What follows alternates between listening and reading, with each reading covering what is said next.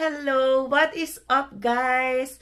Ayan, good evening, good afternoon sa inyo dito sa Canada. Well, doing this video, it's currently, afternoon. So, ngayon tayo nagka-time para sagutin yung topic in this video. But before that, ayan, so, nandito ko ngayon sa second room namin. Ito yung ginawa na naming workstation o study area ko. Ito yung study table. Nabili lang namin to sa Goodwill. So, sobrang nakasave kami kasi pag sa IKEA, super mahal niyan. And then, yan. Ito lang naman yung laman nun. So, again, nakita nyo na to sa basement tour namin kung napanood nyo yun. Ito yung sa e-drums niya, which is mostly for display. And syempre, gusto rin natin i-respect yung, diba natin, yung tenant sa taas. So, dapat, hindi talaga to i-play. Ni Alwin, sinasabihan ko siya. Pero kasi, ang napoproduce naman yung sound ay nasa headset. So, anyway, ito naman yung workstation niya kung saan nag-edit ng vlogs. And then, ito yung extra space for our jackets. And this is my study area. So, anyway, yun na nga, no, balik tayo doon sa topic for this vlog. Kasi nga, ito long overdue na to. Ang tagal ko nang sinasabi, gagawin ko ng video. Pero, yan, hindi natin nagagawan kasi nauunahan tayo ng ibang topic or nakakapag-daily vlog na lang tayo kung ano yung ginagawa natin.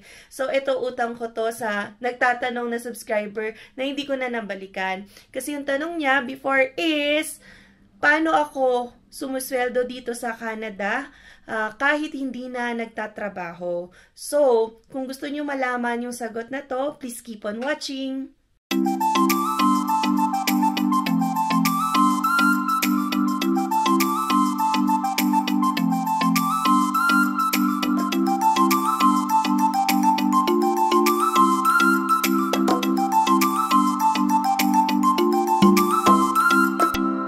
So, para sa mga hindi pala nakanood nung previous vlogs namin, by way of background pala, I'm Emma. I'm an international student here in Canada. Dumating kami dito last year, September 2022. And yun nga, ako international student and my husband Alwin has an open work permit. And then yun, kasama namin yung anak namin under temporary resident visa. So anyway, yun nga, last November, nagka-work tayo sa Nordstrom. So yun nga, 5 minutes away lang yun sa place namin and sobrang nagpapasalamat ako kasi yun yung naging work ko noon dahil hindi ako nahihirapan mag-commute. So tatawid lang ako noon. And then yun na, makakapag-work na ako. So ang work ko sa Nordstrom before is more of a fulfillment officer. So, kami yung mga nagpo-fulfill ng mga online orders ng mga tao na nag-order yan sa Nordstrom website. Yan. So, Nordstrom is more of a luxury brand or luxury store dito sa Canada. But, yeah, since I started November, yan, first term yon until second term, nag-work tayo. So, that's winter term. And then, inabutan na tayo ng May, June. Yun yung summer break ko or term break na tinatawag. So, since nagpasa ako ng student visa application ko before October 7, 2022, meron kasing temporary policy noon na pwede kaming mag-work, yan, even international students, ng more than 20 hours per week. So, meaning we can work full-time. Basta nakapagpasa kami ng student visa application before October 7, 2022. And luckily nga, yan, qualify tayo kasi kami nakapagpasa kami, April 2022. And then, nag-grant yung visa namin ng June 2022. So, ayun nga, since qualify tayo mag-work ng full-time, ayan, na-hire tayo sa Nordstrom. So, inattendan ko lang naman yung job fair nila during that time kasi nakatanggap lang ako ng email from Indeed na meron ngang job fair sa Nordstrom. And then yun nga, no, bit ko pa yung stroller. Yan, tinutulak ko siya doon. Tapos nagpasa ako ng resume. And then on the dot, in-interview na rin tayo. So, ini-interview ako habang may katabing bata na dumedede sa stroller. Well, inisip ko na lang, Canada naman to. They respect yung mga ganitong pangyayari like a life of a mom. So, interview pa lang naman yun, no? Hindi naman ibig sabihin no, na pag nag-work tayo, dala-dala pa rin natin yung baby. And then yun nga, super grateful din naman tayo na yung nag-interview sa atin ay sobrang understanding kahit minsan umiiyak yung bata habang i-interview. Anyway, yun nga, to cut the story short, I was hired on that same date, and then in-inform ako kung kailan ako makakapag-start ng work. So yun nga, starting mid ng November, yan, nag-work na ako, and then until mid ng June 2023. So bakit ba tayo naputol ng June 2023? So if you have been watching my vlog, nabanggit ko doon bakit nawalan tayo ng trabaho nung middle ng June. And that reason is because magko-close na yung Nordstrom. So 13 branches ng Nordstrom all over Canada because of bankruptcy. So it's all over the news, and every employee sa Nordstrom, even managers, got surprised. So walang ka-clue-clue na mangyayari pala yun. Well, in fact nga, nakakatapos lang ng hiring ng last batch nila. And then yun nga, kaka-hire pa lang nila, and then malalaman nila na ma-determinate agad sila because of bankruptcy. So anyway, since nga na-terminate ako due to no fault of my own and because of the closure of the business due to bankruptcy, yan, nagkwa-qualify tayo sa tinatawag na Employment Insurance or EI. So, yun yung dahilan bakit tayo sumusweldo kahit wala tayong trabaho ngayon. So, guys, yun, more than 2 months na akong walang trabaho. So, yung iba ang term dito, tambay, no? Pero, yun nga, pinapasweldo tayo ng Government of Canada dahil nag-qualify tayo sa employment insurance. But guys, don't get me wrong, itong pagtanggap ng sahod from the Government of Canada, it requires from your end compliance with a certain condition. So, dapat talaga mag-comply ka sa conditions nila, otherwise, stop nila yung pag-grant sa'yo ng EI na tinatawag. So, para mas ma-explain ko sa inyo paano ba maging eligible sa EI na yan, magkano ba yung natatanggap sa EI na yan, and paano yung process kung mangyari din sa inyo yung ganitong pagkakataon dito sa Canada, alam nyo na rin yung gagawin nyo. So, let me just share again my screen para mas ma-explain ko sa inyo ng mas malinaw. Ayan, so para makita natin yung details about the employment insurance here in Canada, so just click on this link. So, employment insurance benefits and leave. So, it's in the website of canada.ca. And yan, makikita nyo dito maraming benefits na pwedeng i-click or pwede applyan or pwede nyong i-check yung details. Merong sickness benefits, merong caregiving benefits and leave. Meron din ditong maternity and parental benefits. So, hindi pa ako confident on discussing those matters. Maybe later on kapag na-experience na natin yan. But here in this case, i-click muna natin yung regular benefits kasi ito yung nangyari on my case and ito yung masishare ko sa inyo. So, EI regular benefits. So, when we say EI, this is employment insurance. So, ito yung mga regular na benepisyo na binibigay ng Canada para sa mga individual dito sa Canada na nawawala ng trabaho dahil hindi nila kasalanan or through no fault of their own. Yan, for example, ito, shortage of work or seasonal or mass layoffs. So, another condition is that hindi ka lang basta-basta natanggal, nawalan ng work, or inalis ka ng company mo, but you have to be also available for and able to work but can find a job. Well, later on, i-enumerate pa natin yung mga requirements or conditions ni Canada para sa employment insurance. But generally, this is yung definition ng employment insurance. So, para malaman nyo if ever qualified ba kayo later on, kasi pwedeng mangyari sa atin din to sa Canada, at least you are aware whether or not you will qualify for employment insurance or kung pwede kayong tumanggap ng sweldo sa Canada habang wala pa kayong trabaho. So, let's check the qualifications or eligibility criteria ng SINET ng Government of Canada. So, in the website, makikita nyo yung enumeration ng criteria nila. So, we have to meet every single of them. So, first one, you have to be employed in insurable employment.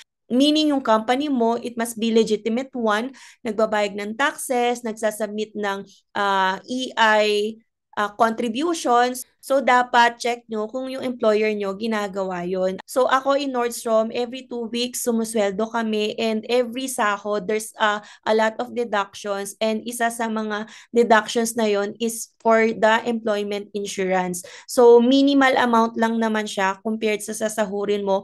At least, di ba, you are insured from time to time from yun nga yung mga mangyayari in your employment. So, kung wala kang binabayaran na EI, so check your pay stubs. So, pwede kang hindi makaklaim under this employment insurance benefit ni Canada kasi hindi insurable yung employment mo. And then, another criteria is that you must have lost your job through no fault of your own. So, ito, kagaya namin na mga empleyado sa Nordstrom, nawalan kami ng work through no fault of our own kasi yung shutdown nun is due to bankruptcy. So, sinutdown nila yung 13 branches all over Canada. So, maraming empleyado yung nawala ng trabaho. And yan, nagko-qualify kami under this criteria. And then, next criteria is that must have been without work and without pay for at least 7 consecutive days in the last 52 weeks. You must have worked for the required number of insurable employment hours in the last 52 weeks or since the start of your last EI claim, whichever is shorter. So, anong ibig sabihin nito? So, it means that kailangan makakomply muna tayo sa required number ng insurable employment hours. Dapat nagtatrabaho muna tayo for a certain period sa pinapasukan nating trabaho. Kasi for example, kakapasok mo lang sa Walmart, just for example, and then 1 month pa lang, nag-shutdown na yon. Of course, pwede kang ma-qualify because that is through no fault of your own. Pero kasi pwedeng hindi ka mag-qualify dahil short ka ng insurable employment hours required kasi nga nakaka 1 month ka lang. So later in this video, ipapakita ko sa inyo yung computation ng hours that you have to meet bago ka makapag-apply for an employment insurance. So hindi siya basta-basta na 1 month ka pa lang or 2 months ka pa lang sa work, then nag-shutdown yung work, makakatanggap ka ng employment insurance. So that's not automatic. You have to meet a certain number of insurable employment hours in the last 52 weeks.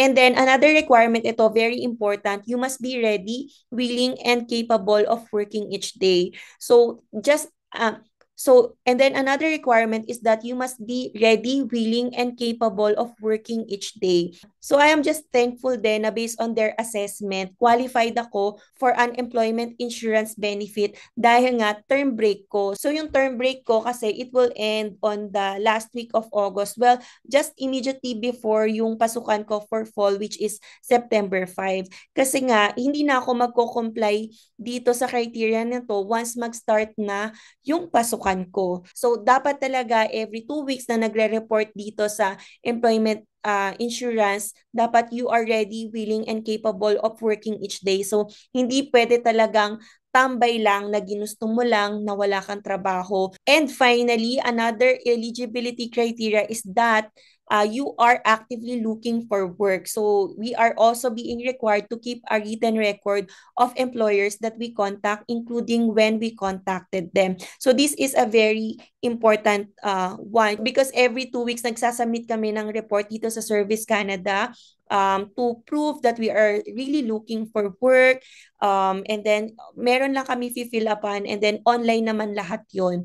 Then, yun, after certain days, we will be receiving na yung employment insurance benefit namin. So, kanina, di ba, we have mentioned that one of the eligibility criteria is that we have to have a required number of insurable employment hours. So, gaano ba katagal or gaano ba kalaki yung hours na dapat mo naipon bago ka makaklaim for an EI? So, actually, walang fixed na number of hours kasi it depends on your location, it depends on the unemployment rate in your region. So, let's check na lang yung sa case ko. So, here, yan. Ito, meron silang iba-ibang numbers. Yan, kasi it depends on the unemployment rate. So, it differs dito sa Calgary, different din siya sa Vancouver, different siya sa Toronto. So, meron actually siyang basis every postal code. So, postal code yung binibigay namin and then they will assess kung ano yung unemployment rate dito sa region natin. So ito, we can click here, look up EI, Economic Region by Postal Code. So para makita natin yung eksaktong i-require sa atin na number of hours. So ito yung old, ano ko na lang, postal code kasi ito yung pinanggalingan naming apartment. So, this is Calgary. And then makikita nyo na dito yung number of insured hours na dapat meron tayo bago makaklaim for EI. So it mentions here na ang unemployment rate dito sa region na to is 6.5. That's why ang insured hours na dapat meron ako o nakapagtrabaho ako sa Nordstrom ng 665 hours at least. And then the minimum number of weeks na pwede akong pasweldo ni Government of Canada for an EI is 15 weeks. The maximum naman is 38 weeks. But on my case, it's 19 weeks. But yun nga, I'm telling you, makakat short na yan. As I've said, kapag nag-start na ako pumasok by September. Kasi I will no longer be ready, willing, and able to work na full-time since pumapasok na tayo.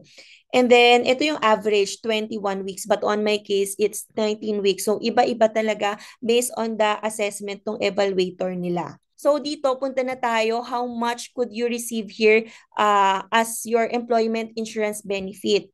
So kung qualified ka na, then nakapag-apply ka na, then na-approve ka na ni Service Canada yan, ito yung makukuha mo. So it's not 100% ha na yung buong sweldo mo na sinusweldo before, makukuha mo. So the employment insurance benefit can only be up to 55% of your earnings. So yan, again, I repeat, it's just 55%.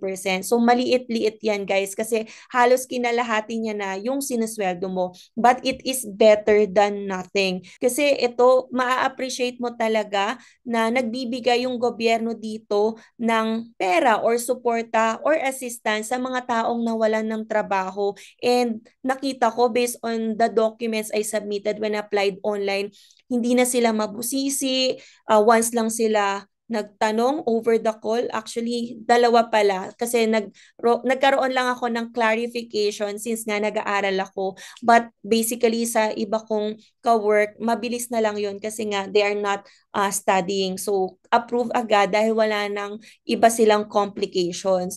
So yan, matatanggap mo 55% of your earnings and every 2 weeks kang binibigyan ng Government of Canada ng employment insurance hanggang maubos mo yung number of weeks na you are entitled. Kasi di ba merong minimum and maximum. And yun nga, based on their assessment, siguro sa tagal ko sa work, kaya naging 19 lang yon even if the maximum number of weeks na I can be entitled is 38 weeks. Pero sobrang haba na yung 38 weeks guys. So nandun tayo sa 19 weeks pero hindi naman natin matatapos yon. But still, we are thankful na habang wala tayong trabaho ngayon, Government of Canada is supporting us by providing this employment insurance benefit. So ito pa nga no, meron pa ditong sinasabi that you can get benefits for up to a maximum of 45 weeks. Yan, halos isang taon kang sisweldo from the Government of Canada through EI. Pero yun nga, again, this is dependent on the unemployment rate. Since yung unemployment rate dito sa Calgary, yun lang nasa 6.5, ipoprovide din nila yung number of weeks that you will be entitled. Pero siguro sa ibang lugar, it can take up to 45 weeks sa mga ibang tao who can be qualified for the EI. So ito namang part na to, how can we calculate your weekly benefit amount? Meron dito silang sinasabi or direction or guide sa'yo paano mo mako-compute yung weekly benefit mo kasi nga iba-iba naman minsan talaga yung sinasahod natin, 'di ba, per week. So ito yung guide natin, yung mga best weeks actually yung pina-prioritize nila para mas mataas yung average natin.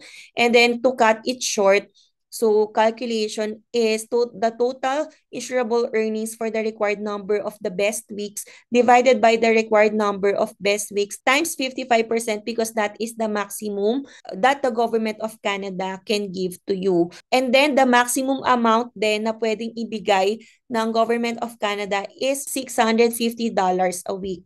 Pero syempre, sa mga matataas na yung sahod na yan.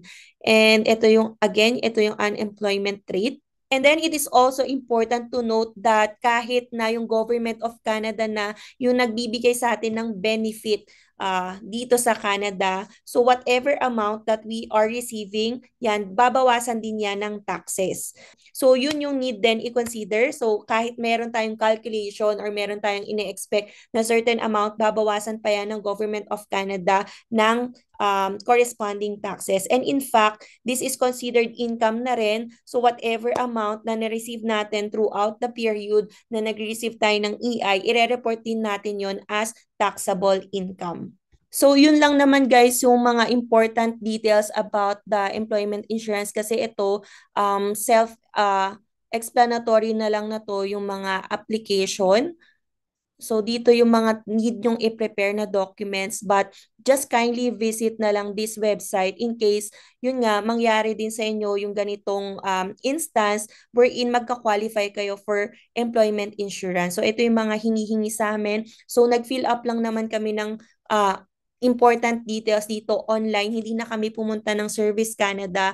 And yung record of employment, yung Nordstrom na yung nag-upload nito online on our account. So, ayun lang naman guys yung sagot ko about sa nagtatanong sa atin about the employment insurance. And yan, just to update to you, malapit na ring matapos yung pagtanggap natin dito ng employment insurance benefit from the Government of Canada dahil in just 2 weeks, I think, mag-start na yung pasukan. So, I will no longer be qualified for EI. But I am just really grateful sa Government of Canada for this program kasi nga, during the period of time na nawalan tayo ng trabaho, yan, meron tayong assistance na natatanggap sa Government of Canada. So, yun lang naman guys. I hope nakatulong itong video na to sa inyo. If you have any questions or suggestions na gusto nyo i-touch natin for topic, so just let me know para maaral natin or para ma-share namin sa inyo yung experience namin.